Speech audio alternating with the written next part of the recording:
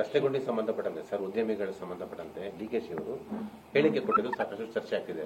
ಒಂದು ರೀತಿಯಲ್ಲಿ don't care ಹೇಳಿಕೆ, ಅವ್ರು ಇದ್ರೆ ಇರಲಿ ಹೋದ್ರೆ ಹೋಗ್ಲಿ ಅನ್ನೋ ಅರ್ಥದಲ್ಲಿ ಉದ್ಯಮಿಗಳ ಬಗ್ಗೆ ಮಾತನಾಡ್ತಾ ಇದ್ದಾರೆ. ರಸ್ತೆ ಗುಂಡಿ ಸರಿ ಮಾಡಿ ಅಂತ ಹೇಳಿರುವಂತ ಉದ್ಯಮಿಗಳ ಸಂಬಂಧಪಟ್ಟಂಗೆ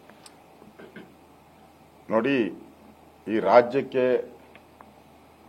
ಅದರಲ್ಲೂ ಬೆಂಗಳೂರಿಗೆ ಒಂದು ಸಿಲಿಕಾನ್ ವ್ಯಾಲಿ ಅಂತ ಬಂದಿರೋದ್ರಿಂದನೇ ಇವತ್ತು ನಮ್ಮ ದೇಶದ ರಾಜ್ಯಕ್ಕೆ ಆದಾಯ ಬರ್ತಾ ಇರೋದು.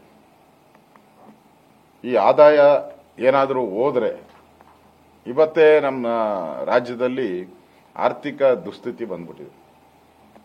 ನಾವು ಪ್ರತಿ ವರ್ಷ ನನಗನ್ಸ್ತತೆ ಮೋಸ್ಟ್ಲಿ 60,000 ಕೋಟಿ ನಾವು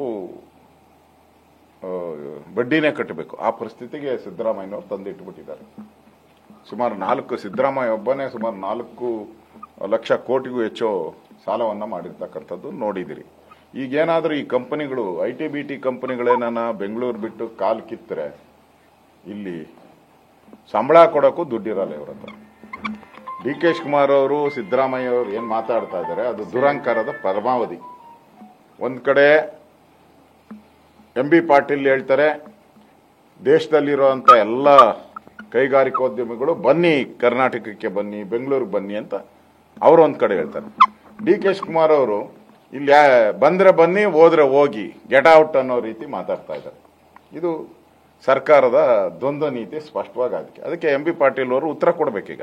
DK ಶಿವಕುಮಾರ್ ಹೋದ್ರೆ ಹೋಗ್ರಿ ಅಂತ ಹೇಳ್ತಾರಲ್ಲ, ಅದಕ್ಕೆ ಉತ್ತರವನ್ನ ಆ ಸರ್ಕಾರದಲ್ಲಿ ಇರುವಂತ MB ಪಾಟೀಲ್ ಕೊಡಬೇಕು ಅನ್ನೋ ಆಗ್ರಹವನ್ನ ನಾನು ಮಾಡ್ತೀನಿ.